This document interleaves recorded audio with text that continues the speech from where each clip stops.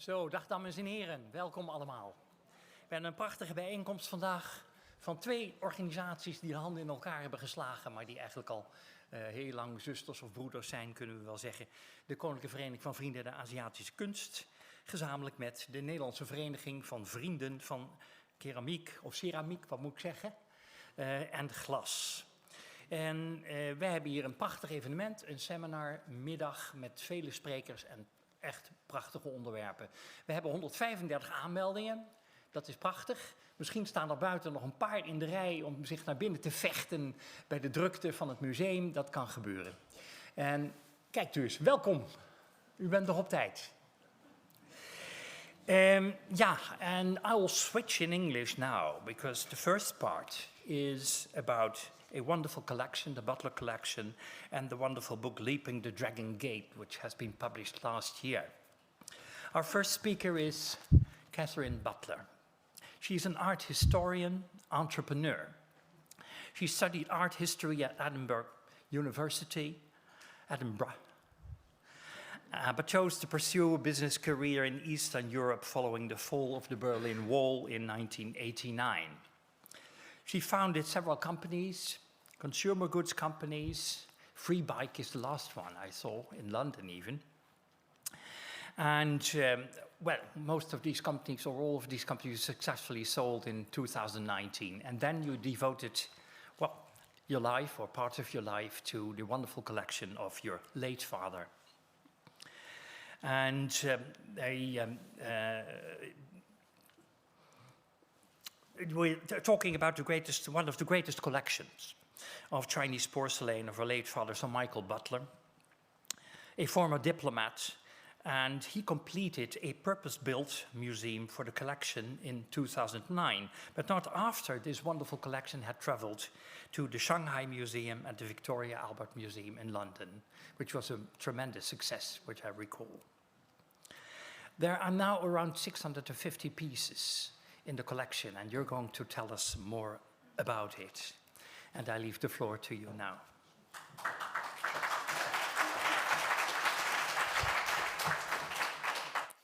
Thank you very much for that very kind introduction, and thank you for all our hosts here. So many initials that I'm not going to attempt to say them, but Teresa and I are particularly privileged and proud to have been invited to speak to you. So I'm going to talk about our family collection and the book that we recently published, which is outside. The collection was set up by my father, and he started in 1959 looking for porcelain, or looking for things to fill the shelves of a house that he had bought, because he didn't have enough books to fill it with. And I actually have him explaining in his own words how it started, so I will leave it to him. Oh, no, I can't. Is there any sound? Containing, quote, 6 old pieces of old Chinese porcelain, one of which was this beautiful bamboo-shaped wine pot in apple green. And I bought the box load for £15 and carried them off home. And then I thought I'd just ask one or two people what it was, and nobody could tell me. By chance, he'd found a period that was completely unknown, and he kept on buying, and 5 years after his first piece, he started an inventory, and he wrote that this piece was bought in 1960. So when we started researching for the book, I looked in the catalogues from Sotheby's in 1960. At the time, they had 2 sales a month, and now they have about 2 sales a year of Chinese porcelain in London. And there was nothing in any of the catalogues from 1960, so I went back to 1959, nothing in there. Then I began to wonder if he'd invented the whole thing, so I went to 1961. And there I found the lot, which was 3 pieces, not 6 as he had said. I think he bought them for £14 and not 15. But what was very helpful was, in those days, they used to publish the names of all the people who had bought the pieces, so you could find out. There's some wonderfully prestigious names among. You can see Blewett amongst them, and Spink and Moss. Anyway, this piece was unequivocally beautiful and unique, and very well exhibited. The caption there is from our book, and you see at the bottom we have codes for all the different exhibitions that the pieces went to, and this one during my father's lifetime was published or exhibited 11 times, and 10 times, and we exhibited again at the centenary exhibition of the OCS. And we tried, like my father, he scoured every museum and dealer to try to find another for the 50 years he was collecting. And there was never really anything quite the same. There was this he found in the V&A, which Van der Ven sold one in 2013. That's later on, more Kang XI, probably later at Kang XI. This one you can see, that's in the Dresden collection. Even more elaborate, you can see the sort of famille verte versions. This one is Jeff Stayman's collection. We found earlier versions, Tianxi versions, one in the British Museum in the Percival David collection, one in Canada, and these in in Beijing, which actually that one in the Beijing Museum is quite similar, with the bamboo handle and spout and a little piece of bamboo on the lid. The V&A one is Dehua, and there's a whole load of Yixing ones as well, but nothing quite the same. And it's quite ironic that the collection, which is very much known as a blue and white collection, that should have started with a green glazed enamel piece. Now, as the collection was quite famous and well exhibited, the question some people asked was, why would we publish another book about it? And indeed, the collection had been exhibited 6 times, and my father wrote 9 articles, only using his own pieces to illustrate the collection. But in fact, we found that less than half of the pieces had actually been published. So there was still a reason to put them all together in a book. And what we did was we actually added quite a lot of new research, and Teresa will in her lecture explain the different sources.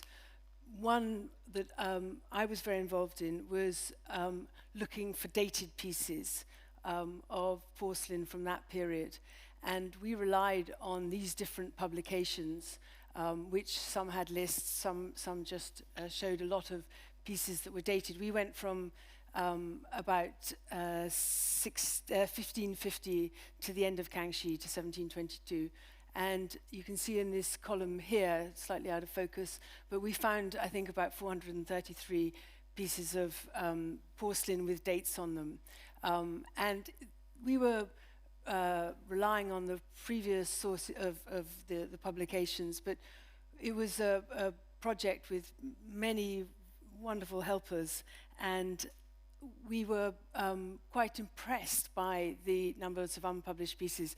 And it's an ongoing project, which, if you look at that website, you will be able to show your interest in it, because we're trying to find and publish online eventually all the dated pieces that we know of in the world, and it's extremely useful as a way of dating porcelain by analogy. We found that, oops, hang on, that's gone too far, I think. Oh, hang on, I seem to have jumped a piece. No, I haven't. Sorry. This is an example of a bit of research that we discovered. These were, I think, up to the time we found, there were 4 of these had been previously published. And it's a collection of dishes that are all dated to the equivalent of 1634. And they're made for one of the princeling families, the Ming princeling families. And they have these extraordinary front-facing dragons. And they are all made for the use of the Zhao mansion. we managed to find 8, and then this one here was just came up for sale in May of this year for the equivalent of about 230,000 euros. I bid on it, but failed to get it. But it's very exciting to see that there really are from around the world. A lot of them in museums, but this is an important collection. And we found one of them was from Sweden, was a bowl, very, very unusual, but in the same group with the same mark and the same date of 1634, which is quite relatable in terms of the style of the dragon to this piece from the Beijing Palace Museum dated 1638. And that in turn we related to a piece in the Butler Collection, which is a bit later. You can see that the bowl is not so flared. There's a slightly higher, tighter foot ring. It's got a Chenghua mark. But it's the same enamel on the biscuit. And it helps create a structure for the dating. And this collection is also has a group in blue and white, again made for that same family with the 1634 date. And a shard has been excavated from the Shibakawa kiln site that is clearly from this group. And so we know who it's made for, where it was made. And we've related that to this piece in the Butler Collection, which does not have the same family name, but you can see how clearly they're connected, particularly, in fact, to the shard, and easily makes us confident of the date of around during the Chongjin reign, which was 1628 to 44. So what we were trying to do was to continue the process that my father had created of creating a chronology for the 17th century, and to create sort of touch points which would help date and define groups of porcelain. And we used the chart, which actually I had made with him for a talk in 2006, that we, you can see how we've tried to show the different groups of porcelain down here, where they fit within the reigns of the late Ming and the early Qing dynasties. The transitional period was overlooked by the buyers and also the scholars of the mid 20th century, because it was a non-imperial time. And at the end of the Qing dynasty, there was sort of chaos in the country and civil war, and the Imperial Kilns were actually closed in 1608. And between then and 1681, there were no supervisors at the Imperial Kilns. And so this was a time of great experimentation, and the potters and painters found new markets. And they started to really experiment. And there was this sort of almost like a renaissance, a flourishing of new designs, new shapes, etc. And the transitional period, the word was actually it was coined in 1910, but Soame Jennings, in an article in 1953, wrote about the transitional period as I think he said 1620, which was probably defining as the start of the Tianxi reign, to 1683 or 4, which was when trade really started again. But there was a belief that nothing, in the 50s, there was a belief that nothing good could have really been made at that time.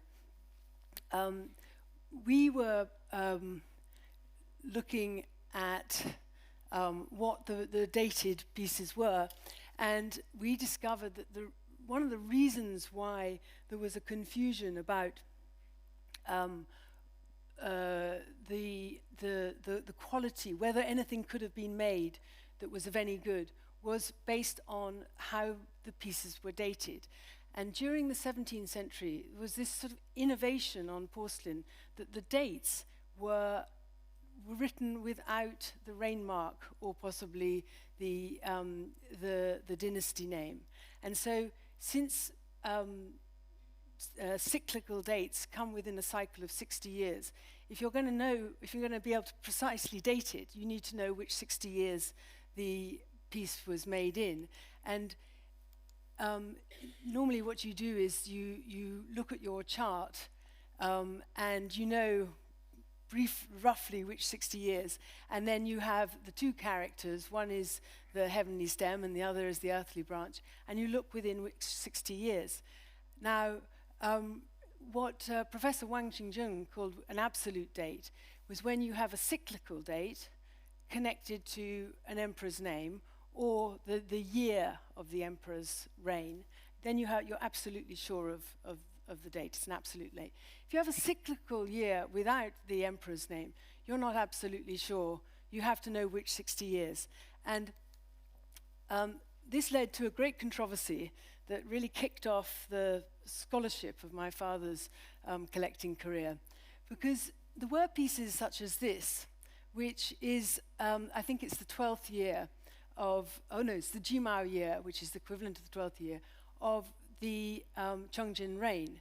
Now, it's quite a conventional, non-experimental piece. And the academics believed that these were the type of pieces that were made in the mid-17th century. Now, this type of piece, which was unequivocally extremely high quality and beautifully made and exquisitely finished, some of pieces like that had dates on them, but the dates were cyclical without a reign name, and many of the scholars who were predominantly Chinese believed it couldn't have been made at a non-imperial time and dated them to the end of the century, to the Kang XI era. My father got very involved in this. This is actually one of his favorite pieces. The controversy particularly kicked off in 1981. His mentor, Gerald Reitlinger, had bequeathed his collection to the Ashmolean Museum, and they made a catalogue, and a group of Chinese scholars had been visiting and had been advising the curators on the porcelain. And there were a couple of dated pieces that Reitlinger gave to the Ashmolean, and they recommended they dated them into the 1690s. And my father was determined to prove this to be wrong. And he did succeed, although this piece, which is in the Beijing Palace Museum, recently I found it in the catalogue. It has a date equivalent of what we would say 1637. However, it's dated as 97, so it's still not 100% resolved. The high transitional was a term my father defined, and it was a very specific style on pieces between 1634 and 1643, and these are the different characteristics of that style. You have the ticks for grass, you have the layered rocks with the dots on them. Round the back, the scene is sealed by these layered rocks and swirling clouds. Very often you have these banana plantains.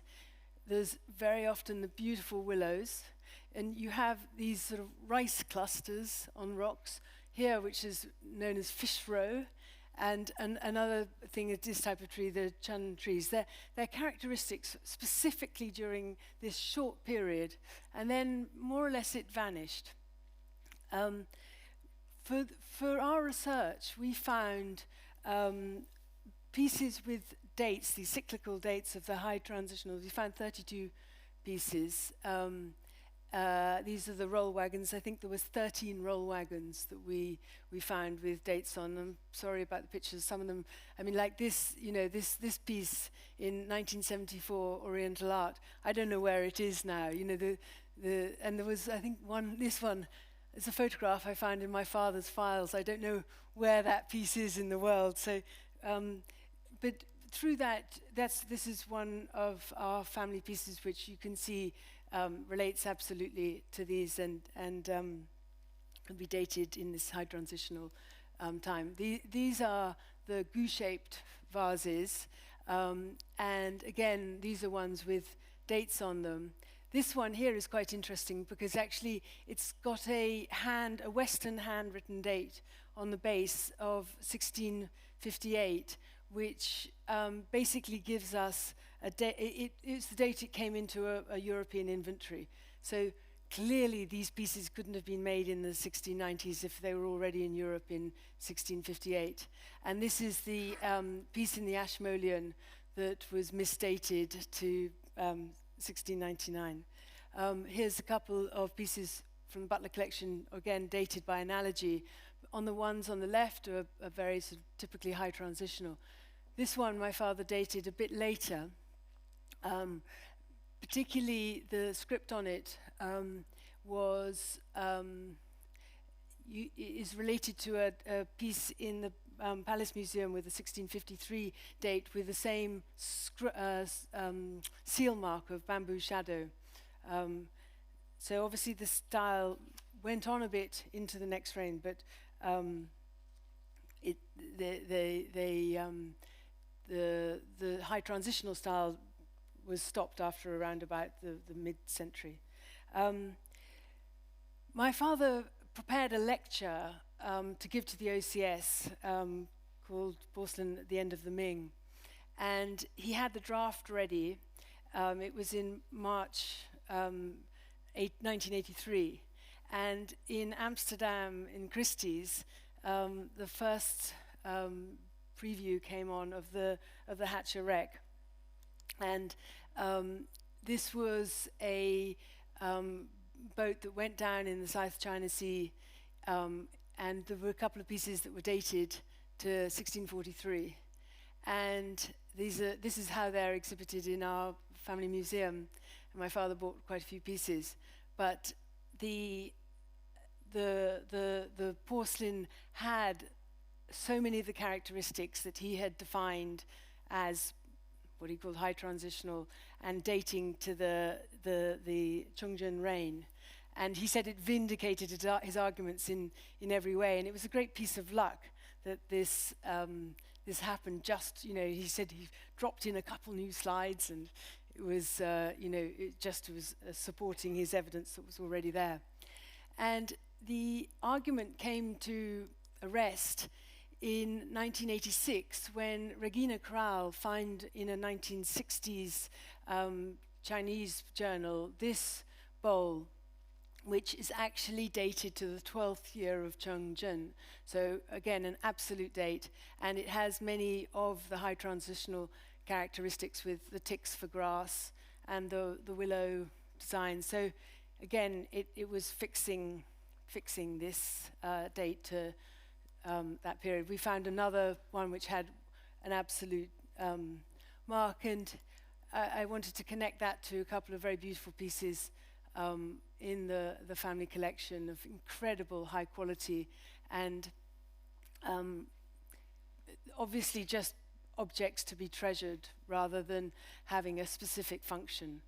But this piece, which is actually dated to the equivalent of 1638, it shows the great experimentation that was going on at that time. It's actually a shape that they didn't continue because it's not a particularly successful one, but it shows you how much there was, trying out new things with the freedom that the potters and painters simply hadn't had when they were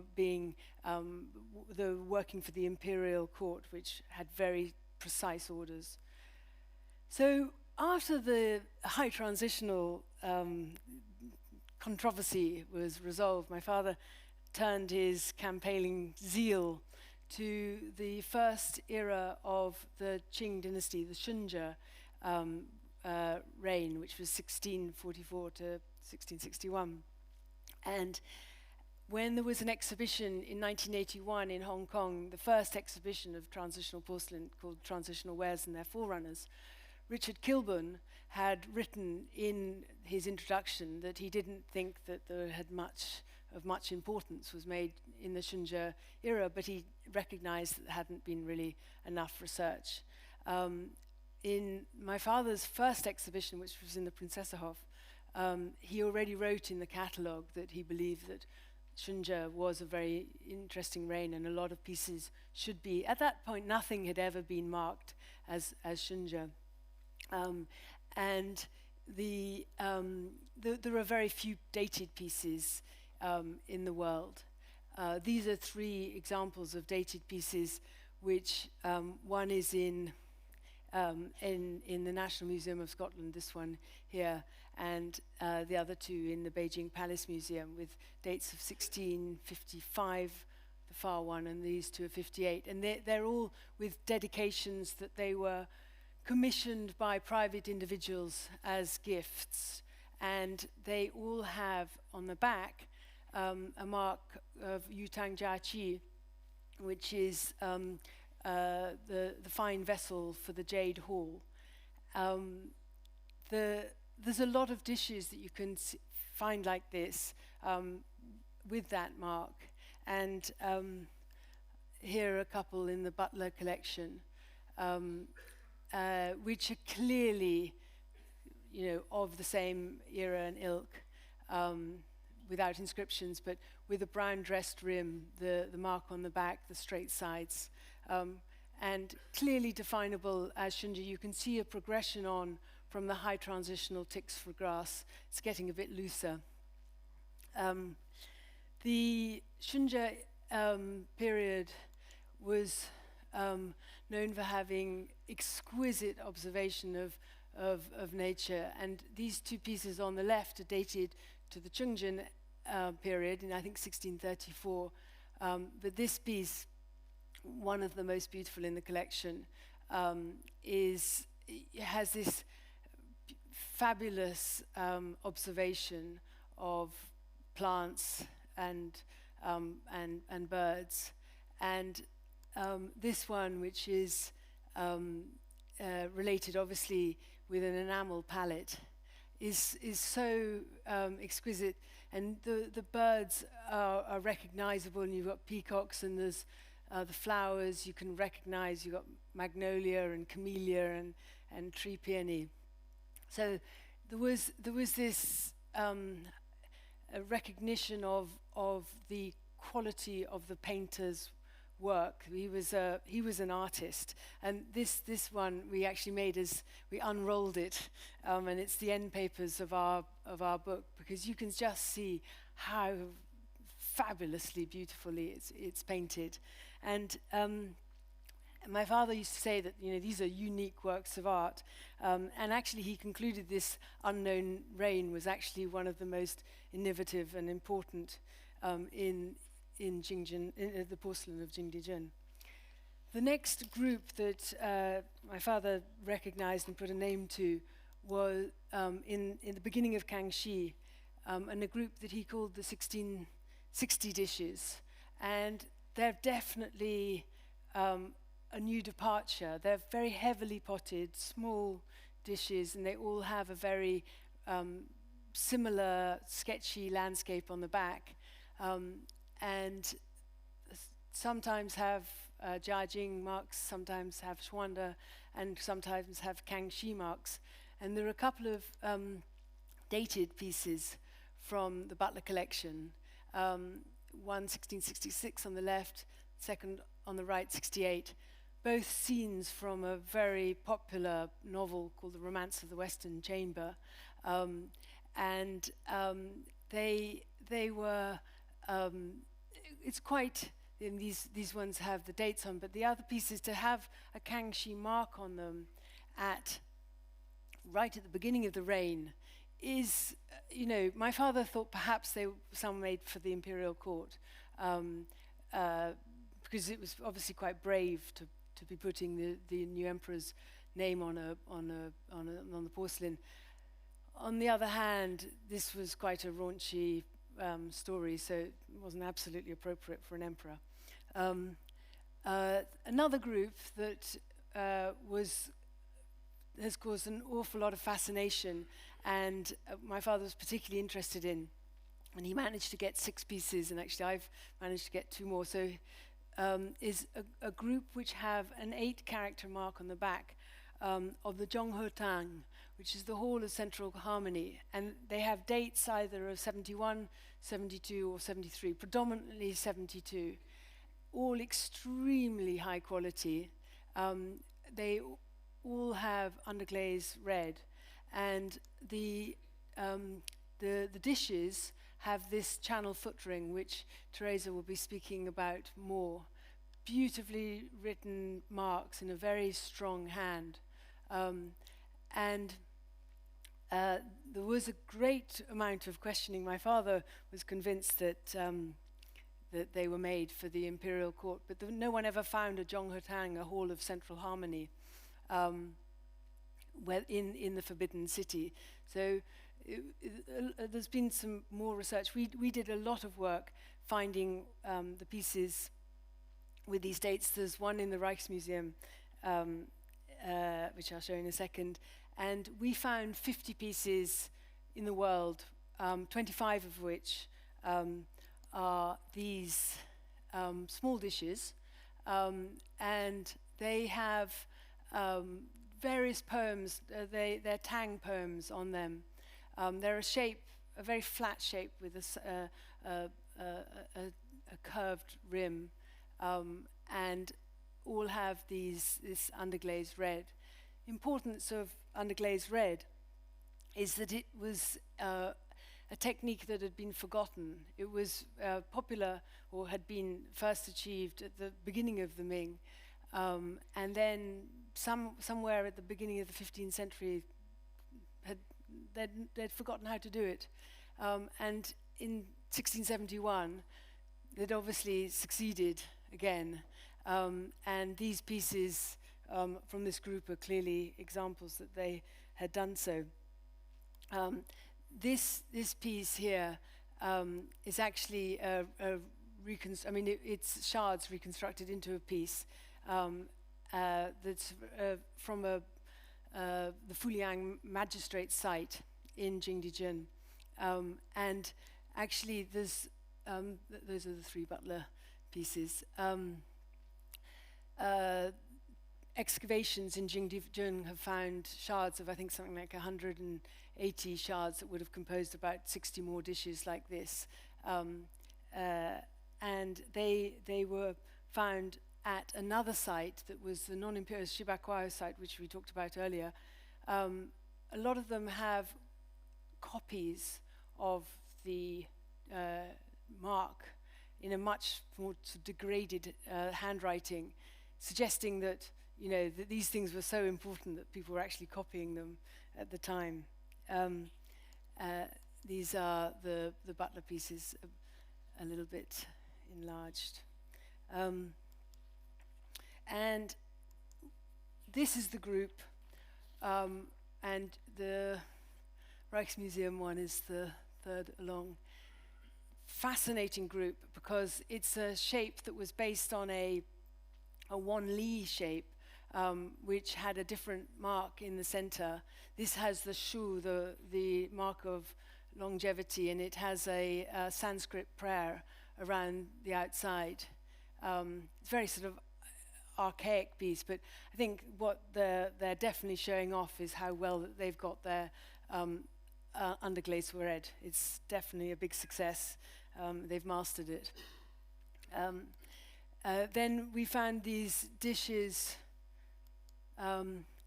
beautifully painted. The 2 at the bottom are from the Butler Collection. They're stories of the Romance of the Western Chamber. This one up here has a wonderful Master of the Rocks scene. This one, these are broken and shards. We tried to avoid on our dated list including shards. Somehow on the Zhonghe Tang we couldn't resist it. These 2 pieces are very important because they were excavated from the imperial site. So where the kiln site called the Zhushan site. So clearly not for the emperor, but at the site where the imperial kilns were. And actually in 1671, the Kang XI did issue an edict for some dragon bowls. So, you know, at this time, he didn't have imperial supervisors at the kiln sites, but he was ordering pieces. Also within this group, we have those are the two Butler pieces blown up, so you can see how beautiful the painting is. We also found these bowls. These two up here, this one is, they have celadon outside, and these pieces, one in the Shanghai Museum and one in the British Museum, they still have the Zhonghetang mark. They have a date equivalent to 1672, but it's actually a shape and a glaze that was continued right into Yongchen and Qianlong. And actually there's one for sale right now in Bonham's coming up, which I think is a Qianlong mark on it. So they're slightly exceptional. I mean, they look a bit more like they might have an imperial market. Then we have these very deep dishes. The one on the left in the British Museum, in the Percival David collection, they're basins. Again, the same 8-character mark of this group. And we found these two more that actually we haven't been able to track down, but they were in old publications. These connect very obviously to this dish in the Butler collection, which, you know, I always say it should have a Zhonghetang mark on the back of it. I've got this picture, it's got a Zhonghetang mark on that dish, but it has a channel foot ring, but it's unmarked. But it's the most fantastic Master of the Rocks landscape with underglazed red. And the president of the OCS told in Hong Kong, it was in the exhibition in the 1981, and on the poster, and they were told, my father was told it was the best landscape. The president knew best landscape painting on porcelain. Underglazed red and that had connected to that dish that we looked at earlier. The underglazed red continued on and actually became these wonderful Sang de Boeuf and the peach bloom pieces.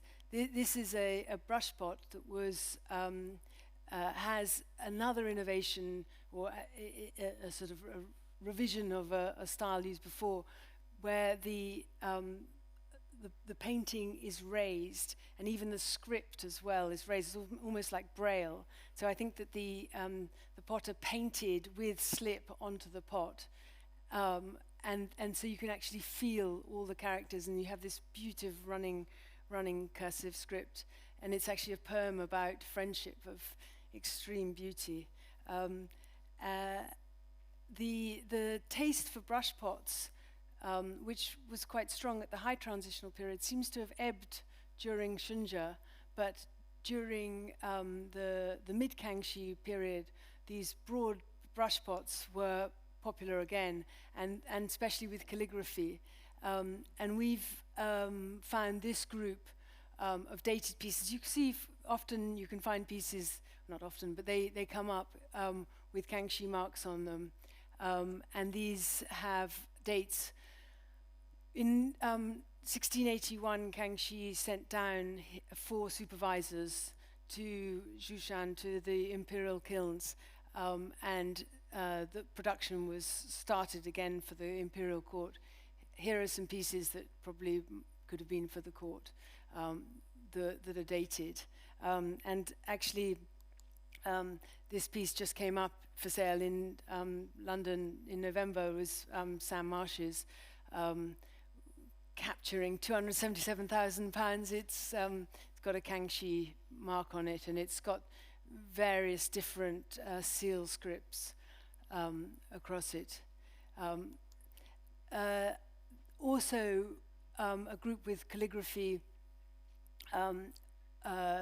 with these very large jars, and actually this one here is my father's, and I managed to buy another one.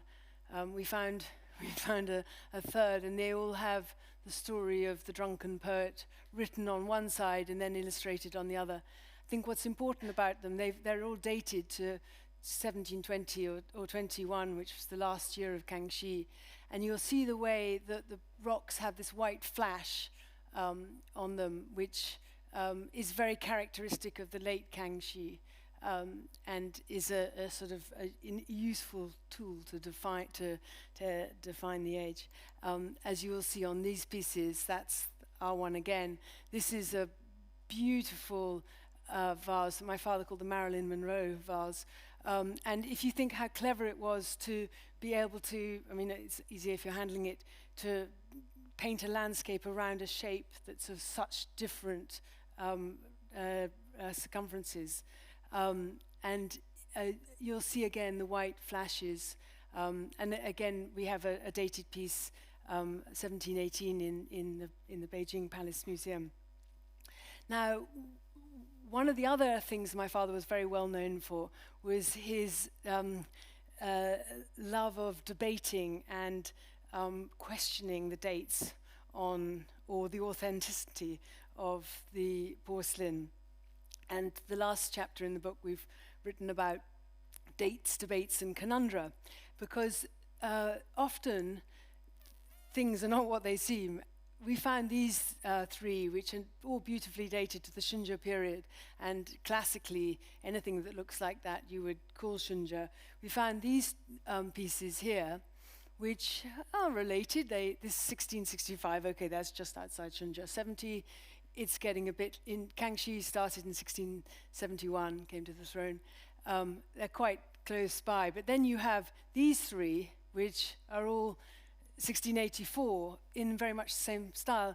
And our observation was that pieces that were made for the as temple gifts, dedicatory, were often much more conservative, and the designs continued on through the decades. And this piece that Sam Marsh, this is a piece that's in the Butler Collection, which you know, we would have easily said is Shinja, but then actually it's more like our dated 65 piece. You know, what exactly is the date? And this piece here just came up for sale in November, and it was dated Shinja. But if you see it, looks very much like this one as well. So I think, you know, we can't be too precise, and particularly about dedicatory pieces. What my father was known as having, some people called it the Butler Disease, which was, by the end of his life, he got very suspicious. And I think he went to Jingdijun and he went down the alleyways and saw how brilliantly they were faking a lot of the pieces. And he got more and more suspicious. And he often sort of wished there was some scientific proof. And actually going through his inventories, I noticed really that in the last 15 years of his life, he tended to buy things with secure provenances. So he really began to feel that everything was fake. I've actually started a project with an Italian who has a machine that's called, it is EDXRF, Energy Dispersive X-ray Fluorescence. It shines an X-ray onto the porcelain, and the fluorescence can be measured from the different pigments or the glaze or even the body. You can actually measure the depth at which you shine this X-ray, and the reading that you can get back, you can get these charts which show the different elements and the ratios of them within the porcelain. And I think there's, you know, it's been used for a long time in painting, and it's a question of creating a database. So he's already got 5,000 readings from porcelain. He's been doing a lot of work in Japan. But I think there's some very exciting stuff. The advantage is that it's portable and it's non-invasive. You don't have to grind out bits of porcelain, and you can get immediate results. So I think this is quite an exciting breakthrough that my father would have been very excited about. He was in the exhibition in Leeuwarden. He very proudly illustrated these two pieces that he had bought separately. And there was a debate at the time about the extent to which, for the Japanese market, whether the porcelain had possibly been made in Japan by Chinese potters that had fled China with the chaos of the Civil War, or whether they were made in China, enameled in Japan. And my father illustrated these, saying that they must have been made side by side in Jingdijun. Riccardo Montanari, who we saw on the page before, he found this dish, which is, there's actually two of them. This one is in the Boston Museum of Fine Art. And on its back, it has in underglaze blue a mark that, that reads Kane Nensei, which is a Japanese rain mark of 1624 to 44. So it's a Japanese mark on a Chinese porcelain. He tested the cobalt and found that it was clearly from Jingdijun, so that and the body, so that the dish was made in China. However, the enamels were, and particularly the yellow enamel, was a Naples yellow, and it had exactly the same profile as yellow on paintings, oil paintings, and on the shards that he'd found in the Jan Betta kiln site in Arita of Japanese porcelain. So this was a pigment that was probably brought in by the Jesuits, who were expelled from Japan in 1639, so it's got a date that corresponds to the date on the porcelain, but possibly enameled in Japan. And this is a piece in the Butler Collection that you can see that it's the same image. So that kind of opens up a question about the relationship of China and Japan. And this piece, which is in the Butler Collection, there are two others. One that was in that Hong Kong exhibition in 1981, and one in the V&A. And Richard Kilburn, in the 1981 exhibition, wondered about, first of all, the palette. He said that the lack of red was quite unusual, and he also thought that the glaze was quite, or the body was quite milky. He thought it might be dehua, and thought it looked like a sort of Japanese kutani type of palette. The piece in the V&A is actually in the Japanese gallery. My father was convinced that this was Chinese, but it's got a blue enamel, and my father thought it was of the Chongjun, Tianqi Chongjun, so sort of late 1620s, early 1630s. And the blue enamel would be very, very rare, but he has actually three others in the collection with a blue enamel on them. There you can see the blue enamel. I mean, this would be the first time that blue enamel was used like this on Chinese porcelain, and then it became very popular at the end of the century, the famille verte. So Riccardo has tested this, and has found in it that there is elements of the European smelt. Now, doesn't mean that it was made in China or Japan, but it does mean that the material was coming via the Jesuits somehow to the potters. The fact that there are so few of them suggests it's almost that someone was carrying it in their pocket, and it was the body of this piece, Riccardo said, is not from Fujian Dehua, but it's a Jingdijun body. So there's no doubt about that. And many other scholars have said the construction of it couldn't be Japanese. So we have no doubt that the piece was made in China. We're not 100% sure about where it was enameled, but that's even more exciting, that this is a sample of the blue enamel on Japanese porcelain of the 1630s, is these pieces in the Butler Collection, which Ricardo also tested, and they have blue enamel of the sort of famille verte palette, and so he took tests of that, and then this one, which is a later one, he tested that, and he rang me up a week ago and said how there's unequivocally this is the blue enamel is a European smelt. So this is the glass coming probably from the Jesuit workshop that was established in 1696 by Kang XI in Beijing. And because of the large quantity of the blue enamel pieces, this isn't someone's pocket. This is a full production. And I think he's about to publish a paper about this. He's very excited that this gives us a starting date for the famille verte. That's the doesn't really mean that much to me, but there's you apparently can see that these two graphs are very similar if you know what you're looking for. But it's the proportions of those materials. So this is a great excitement.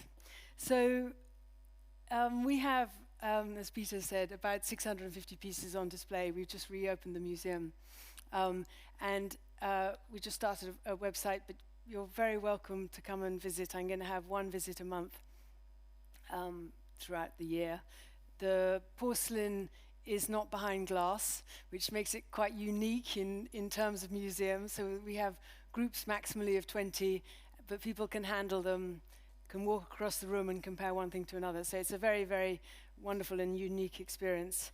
If you don't do that, you can buy the book, which is, as you can see, 3.6 kilos. It's very heavy.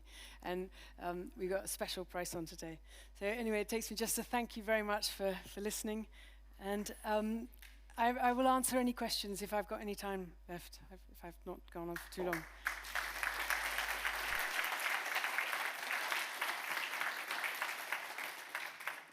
Rosalind, if I've gone on too long, do you, I mean, I think do you want some questions? I'm wondering if you're finished now, or are you still buying pieces? I'm still buying pieces. I think the Maladie de Porcelain it's obviously, you know, it's quite a hard one to shift that. Well, I think I've talked too long, so why don't I give the floor to Teresa? Okay, well.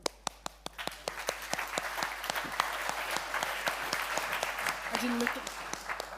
Yes, I will introduce Teresa, but after your presentation, there will be more time for questions, because this fantastic book has been written by the two of you, and I just asked Teresa, how much time did you spend on it? She said 2.5 years full time, both of you. So, and that's why it is 3.6 kilos, and you all have to buy it during the break.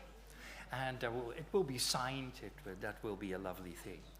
Dr. Teresa Canepa is an independent researcher and lecturer in Chinese and Japanese export art, specialized on the 16th and 17th century. She is a co-editor of the newsletter of the Oriental Ceramic Society, our sister society on the British Islands.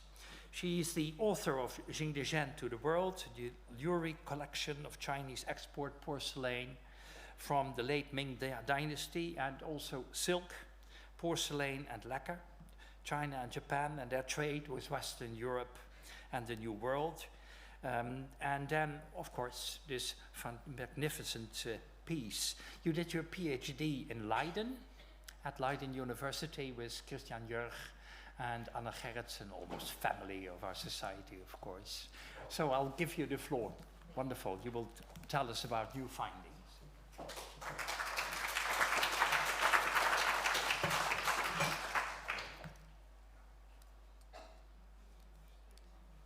Thank you, Peter, for your kind introduction. It has been a great honor and pleasure to work with Katharine in this in-depth study of the over 850 pieces of Chinese porcelain that Sir Michael Butler collected. Sir Michael's scholarly approach led him to keep in the collection a number of pieces, very varied, that were produced in the reigns of the Ming dynasty that preceded the 17th century. Having these earlier pieces gave us the opportunity to compare the material qualities, shapes, decorative styles, and motifs to those of 17th century pieces whenever needed. What we have done in the book is drawn together multiple sources of evidence, combining them with new research in order to better classify and understand the Butler Collection, and also to discuss the wider story of 17th century Chinese porcelain production and consumption. Time constraints make it impossible to discuss all the information provided in the book, and as... Sorry, is that better? Is that better? Yes. Okay, sorry about that. Huh? Yeah, maybe, yes, maybe. I'm too short, maybe.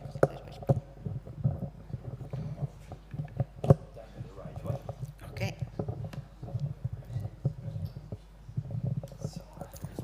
Okay, is better now? Yes, sorry about that. So for this reason, it is really this afternoon presenting you a glimpse of the most important and interesting new discoveries visually illustrated by pieces of the Butler Collection. The sources of evidence for the classification and understanding of the collection include archaeological materials, so land, kiln sites, tombs, and excavations around the world, and marine shipwrecks. Also textual sources, gazetteers, inventories, journals, or through identification of donors, and visual sources, woodblock prints, paintings, and textiles, which may have been sources of inspiration for the decoration. A critical aspect of Sir Michael's research that needed to be addressed was the limited availability and use of archaeological material, both land and marine. The comparative study of archaeological porcelains for classifications has become more important than ever. Recent excavations conducted in and around Shinja have significantly contributed to the establishment of direct links with the different kilns where 17th century porcelains were fired. So far, 16 private kilns have been identified. I would like to show you a few examples of the many pieces in the collection that can now be related to excavated shards. Some of them were produced specifically for the Japanese market in the new types of porcelain known as kosometsuke, or all blue and white, and koakai, or all colored, that responded to the demand for wares intended for the tea ceremony, and kaiseki, a light meal that preceded the serving of thick tea. Sir Michael assembled an extensive group of these porcelains. The quantity and variety and shapes of decorative styles of the pieces, which have a most distinct and attractive spontaneity, is rarely found outside Japan. Excavations have shown that at least 7 private kilns fired kosometsuke porcelain, alongside porcelain for the private domestic and export markets, including crack and transitional. For instance, Tianchi sausage dishes decorated with a hair, the inscription jade hair, and blotches of paint in the blown-in technique fukisumi were fired at the 5th primary school kiln. Koakai porcelain was also fired in this kiln, as attested by a fragment of a dish of fluted 12-sided shape and similar decoration to a Chongjian example that bears a happiness seal mark. This dish serves to illustrate designs created with a symmetry in the placement of the motifs to cater to Japanese taste. Of particular interest is a Chongjian koakai plate decorated with budai, which bears a peace under heaven mark. It is rare, as Sir Michael noted, to find turquoise enamel combined with underglaze blue. Such plates were fired at the Sonjuko kiln, where a fragment showing only parts of the outlines of Buddha and Ruid clouds in underglazed blue was excavated. Shards of Chonjen Koakai dishes like this example, with a low brown glaze, decorated with a servant carrying a bundle of books under a tree and clouds, have been also excavated in this kiln site. Dishes of this size, measuring about 21 centimeters in diameter, would have been used to sell broiled fish or other substantial foods. At this point, it is important to note that Kosumetsuki porcelain sometimes included accents of underglazed copper red in the decoration. This technique had reached its peak in the Yonglong and Xuando reigns of the Ming dynasty. Unlike the cobalt pigment, the copper oxide pigment was volatile and extremely difficult to control, and could turn gray or green or even disappear in the firing. Its use was virtually abandoned from the Jiaqing reign onwards. These two examples serve to illustrate the various ways in which this distinct decorative combination was executed. Moreover, the saucer dish seen on the left attests to the technical achievement of the porcelain painters in the Tianqi reign, as it shows a design of a blossoming peony in underglazed red fired to a perfect shade of pinkish red, and underglazed blue clouds surrounding a white crane and wasted waves in the brown-in technique. The collection also includes these rare pieces that provide evidence of some failed attempts at using underglazed reds in pieces for both the domestic and export markets in the late Ming dynasty. As Katharine mentioned earlier, it was in the early years of the Kang XI reign during the subsequent Qing dynasty that a great technical progress was achieved in the firing of copper red pigment. The porcelain painters produced pieces of outstanding quality that beautifully combined underglazed blue and red, using a copper oxide that fired to a bright, clear red, like this deep dish of large size, showing a superbly executed landscape in the Master of the Rock style. Now, coming back to archaeological evidence, I want to briefly tell you about our study of porcelain recovered from shipwrecks. The earliest piece in the collection dates to the end of the 15th or early 16th century. Therefore, a list of shipwrecks that sank during this 200-year period was included. Relevant finds from these shipwrecks are mentioned throughout the book. This blue and white pot is related to both marine and land archaeology. It belongs to a rare group of pieces that were among about 25,000 porcelains recovered from the Hatchet junk that sank in circa 1643. The cargo primarily consisting of Jindagen blue and white porcelain of diverse types and varying quality, including a small part destined for the Dutch market. It is one of a total of 5 pots of this type recovered from the shipwreck. This pot and another example show blossoming flowers growing from rockwork.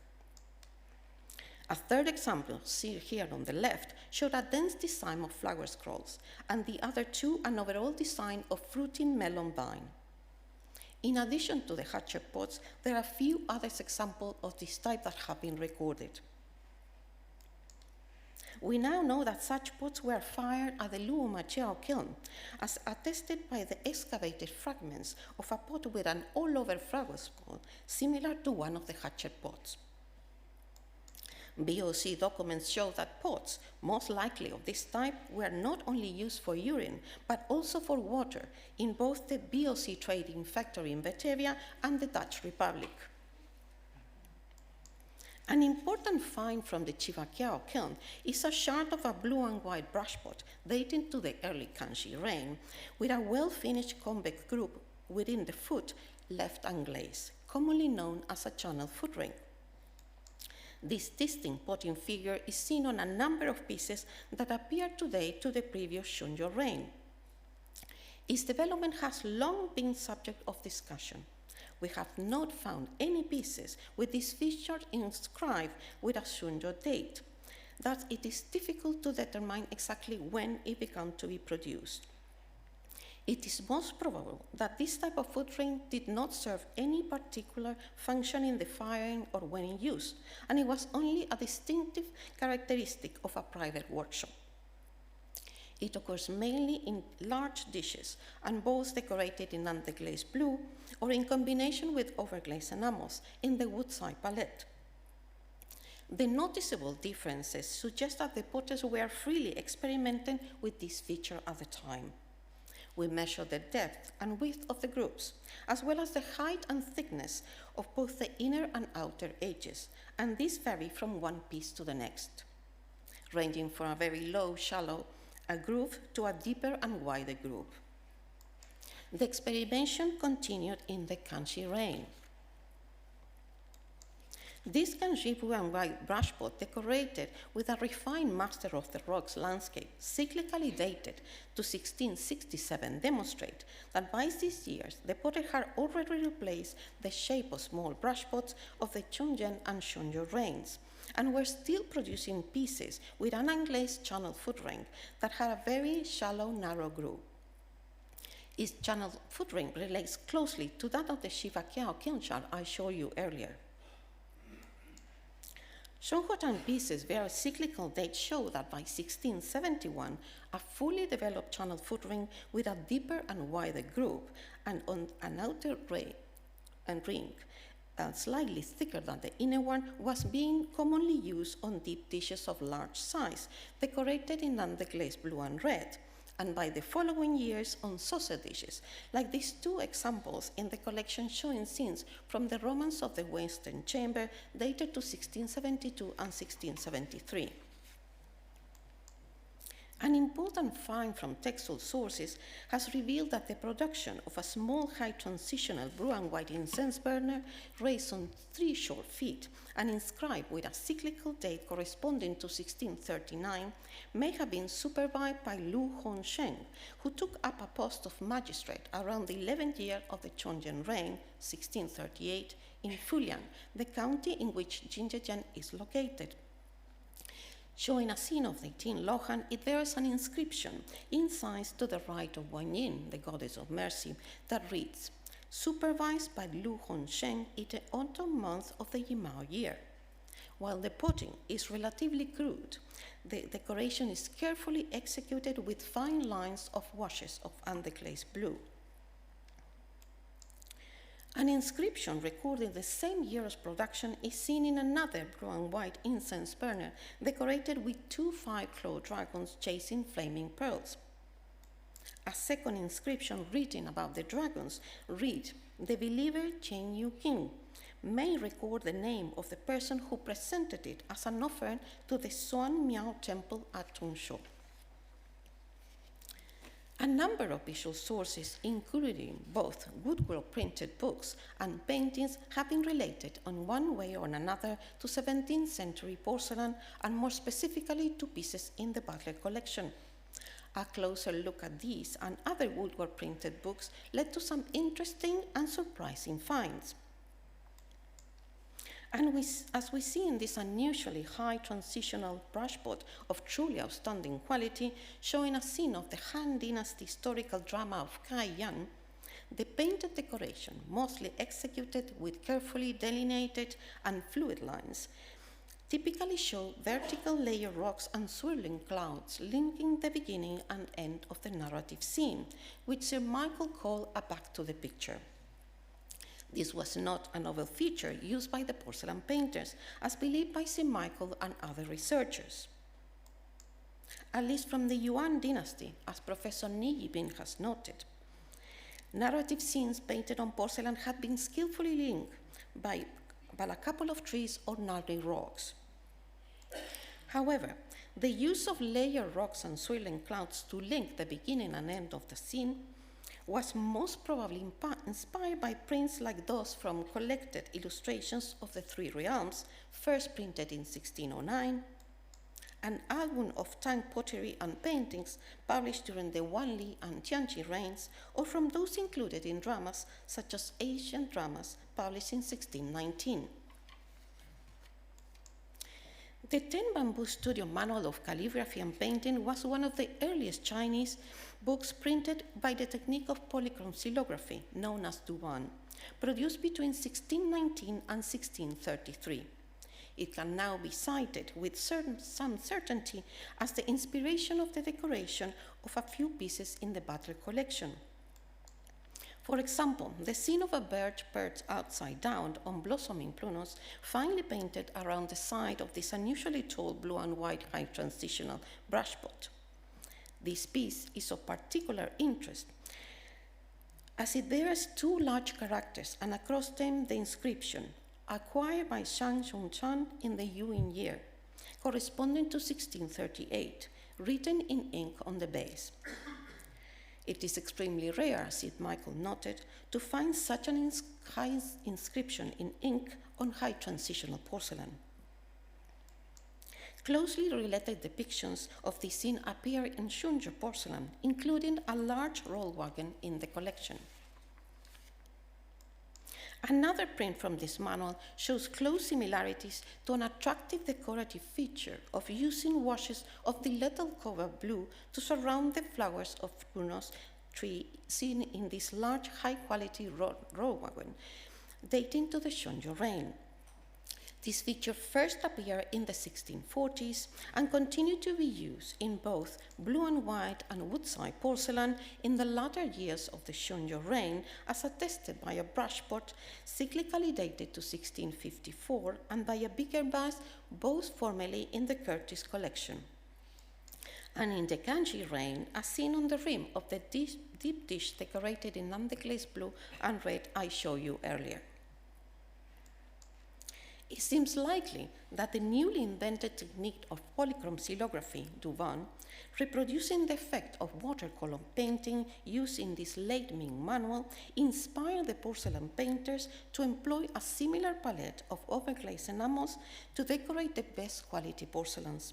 These porcelains, like the extremely rare high transitional pieces in the collection shown here, would have been most probably commissioned by the important and discerning new market of literati and wealthy merchant classes of Yan'an. Sorry.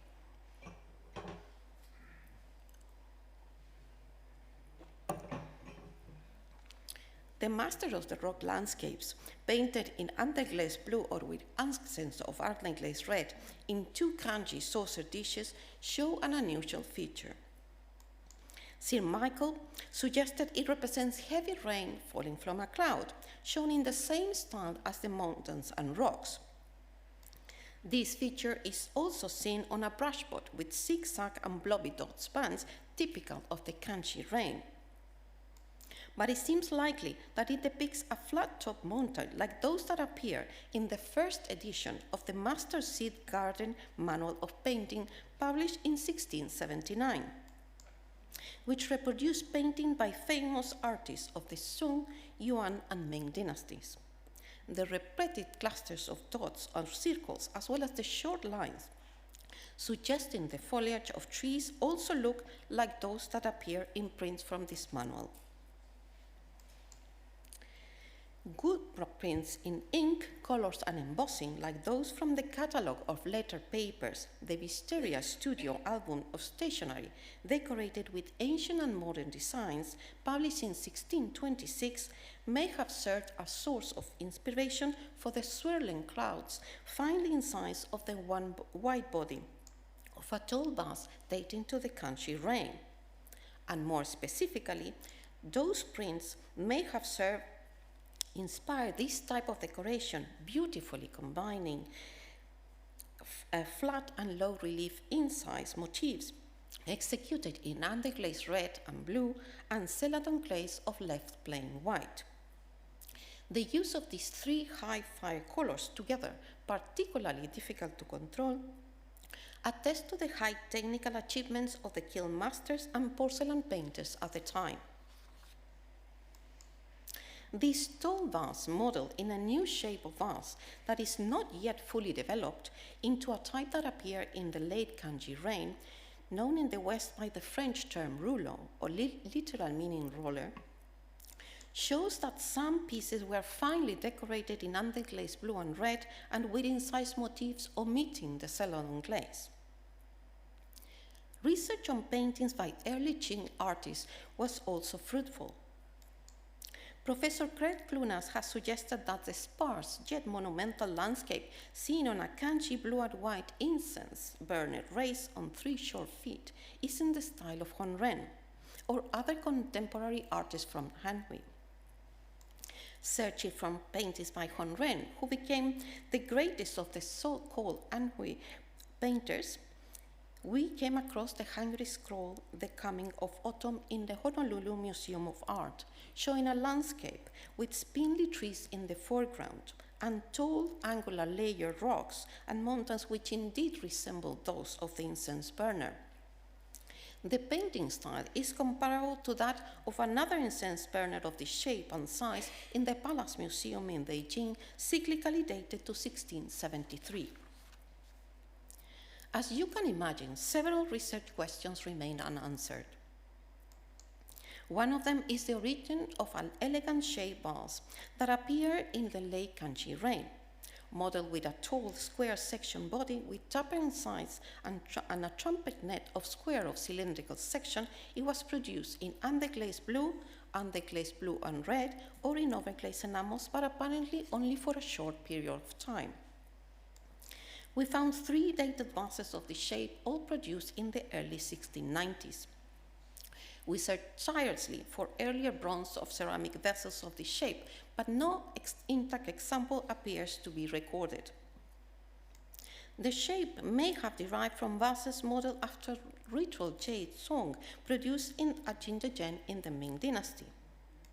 Although it shows some resemblance to the cracked square section bottles produced in the Wan Li to Chongqing reigns, mainly for the export market, the profile and proportions are different. Another related shape is seen in Kowakai bottles. However, it is clear this vase shape must be Chinese and was produced in some material, such as bronze, jade, or ceramic, before the 1630s. Because square section vases of a closely related shape with both cylindrical and square section trumpet necks appear depicted in Bogu or antiquities designs painted in high transitional porcelain, seemingly half a century before they were made in porcelain. Examples include a vase in the collection, one in the Museum of East Asian Art in Bath, and another here at the Rijksmuseum that is on display, as well as a brushpot offered for sale at Bonhams in 2012. To conclude, I just want to briefly tell you about 2 important discoveries we made after the book was published. The first relates to a tall, heavily potted vase, produced for the domestic market, modeled in an extremely rare shape that may have been derived from that of the made pink vases produced for the Imperial Wan Li court. Sir Michael and other scholars dated this apparently unique vase to the late Wan Li Tianqi reign, but certain features can be noted that suggest it was produced at a slightly later date, probably in the late Tianqi or early Chongqing reign. The tall ornamental rocks and the ground of layered rocks in contrasting shades of blue, the rocks and flowers pendant from the shoulder, and the swirling clouds linking the 2 naturalistic scenes are all features that point towards the high transitional painting style. To our great surprise, a similar vase of slightly larger size appeared recently in the international market, which is now in a private collection in the United States. The other discovery relates to the Chongqing goose-shaped vase I showed you earlier, which is decorated solely in enamels with a scene on the neck taken from the 16th century novel Investiture of the Gods. The vivid depiction of the scene, especially of the galloping horse, are exceptional. A closer look at the features of the horse has now revealed that the porcelain painter left a personal imprint on its body. One can clearly see the patterns of the skin ridges of the pads of his fingers imprinted on the porcelain, giving the illusion of the horse's coat with short hair. Finds such as these not only motivate us and inspire Katharine and me to continue researching the Butler Collection, but also there's so many different varieties of Chinese porcelain that were produced in the 17th century. Thank you very much.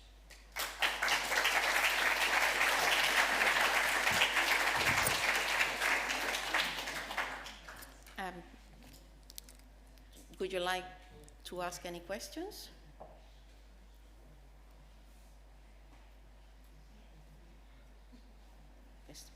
Good. Thank you again. Oh, there's one question. Sure. Christine. Teresa, thank you. I think this is so wonderful. And Katharine, also the issue about the transitional controversy, I think you should spend a whole lecture, symposium on that. I think it's so, well, you know, unknown, and you've done fantastic research both. Of course, you know, I'm very in the shards. So my question is, how many, I mean, how much was there found in Jingdezhen on the transitional period? You know, I've been concentrating on the Krak, and there's thousands of pieces. But what about that period, the Chungchen and the Well, Chenxi? to my knowledge, there's very little that has been found, unfortunately. We know that pieces were produced at the Shibakiao kiln site, Yeah. and the Wainge kiln site, but many of the excavations had not thrown transitional or high transitional shards, and it's very difficult to find them. Even in the market, I've been to Jingdezhen several times, and I go always to the market looking, the shard market, they only sell shards there, to actually look for fragments, and I have found only one transitional shard. It's very difficult to find them. Now, we have to remember that the problem of Jingdezhen is that when they discover a kiln site, the government gives the archaeologists about 2 weeks to excavate, and then they build a building on top of it, and then the kiln is lost. So many of these kilns that we mentioned here have been lost to us, so we have no more shards from those kilns. Now the Luomaqiao kiln site is being excavated as we speak, and they have found shards from the Yuan dynasty, white, blue and white, up to the Kang XI reign. So that's a very important kiln site that will definitely bring more information to us. But unfortunately, high transitional shards, very difficult to find. Do you think it was also because they were more concentrated on the kilns where for export ware, or maybe they were also made together with? What do you think about that? Well, high transitional porcelain, the examples we show you, they are extremely high in quality. The quality of the porcelain, the quality of the painting, the quality of the cobalt is excellent. Therefore, they were made in the best kilns, and one of the best kilns we know for now is Shibakiao, that produced these amazing pieces. Luomaqiao kiln site, we also know that produced very good pieces, but we are just beginning to understand the production of that kiln. But definitely in the same kilns, pieces that were not as good as these high transitional were also produced there. Because and that's what I mentioned at the beginning, that some kiln sites, you find pieces for both the domestic and export market. Therefore, the domestic market generally tended to be better in quality than the export market.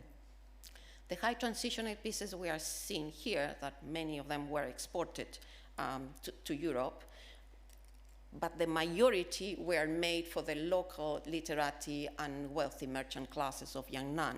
So it's a combination, and it's a bit difficult to balance without really see the whole production of a kiln site. It's very difficult to make judgments. We hope that we could, in the future, they find a new kiln and they give more opportunity to the archaeologists to do a proper research, because they don't have that at the moment. Okay, thank you. And maybe more shipwrecks with yes, we hope so. Okay, there's one more question in the back.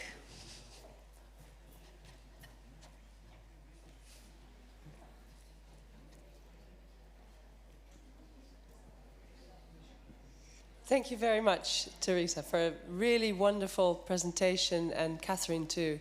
Really, really splendid pieces.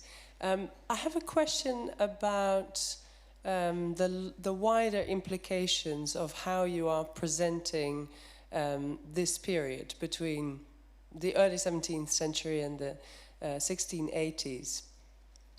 So in that time period, especially after 1644 with the establishment of a new regime, so starting with Shinja, the pieces you showed are clearly of interest to scholars, right? These are not catering to the really complicated political intrigues that were going on with the Manchu at the court. But for those Han scholars, it was also an extremely difficult time. So I just wondered, are there any traces of a kind of symbolism of Ming loyalism? Is there a sense that this is targeting a group of scholars who are holding on to their Han identity, their Hanness, their scholarly identity, which is so at risk under this new political regime? Very good question, man. Well, some of the narrative scenes had definitely political connotations, and many of these stories, like this one, for example, many of these stories related to the pastimes and to the literature that was well known in China earlier, but all with heroes and people that had values and respected the imperial court. So I think there was a way for the literati to reflect their worries, perhaps their sentiment against the new dynasty and having been taken over. So many of these pieces that we see in blue and white, and they're extraordinary scenes painted. And if you look at the book we have in the section of High Transitional, we describe and discuss many of these scenes and their political connotations. But also you have beautiful naturalistic scenes. So it wasn't only the literati sort of trying to express their sentiment anti-government, but also continual recognition to the beauty of nature. And then you have wonderful, like the Shinja vase I show with the bird perched upside down, which is extraordinarily high quality and very beautiful. And you have these inspiration from prints. That's why I show you lots of prints, because it's very important in this period that appear these inspiration that the potters and porcelain painters use from all these publications that began to circulate more commonly in China at the time. And I think definitely they were trying to send a message and represent what they felt in all these narrative scenes. That's can I just add to that? Sorry, can I just add to that? I actually think that high transitional style is almost like a Ming loyalist style of rebellion. And I didn't show, but there are 3 pieces with dates of 1644, which are actually extremely rare. There's one in the Metropolitan. And they are from the Ming loyalists there in Nanjing when they set up after the Qing, the Manchus had kicked them out of Beijing, they set up a rival dynasty in the south. And the first Ming emperor of that regime there's 2 pieces with his reign mark on them in this very high transitional style. I think possibly that was a literati loyalist style. And it helps explain potentially why it just vanished after 1644. And it's a very successful, unique and special, but it possibly got connected to the old regime. And the Qing didn't want anything to do with that. So I agree. Okay, now it's time for a short break. And another big round of applause. Yeah, yeah.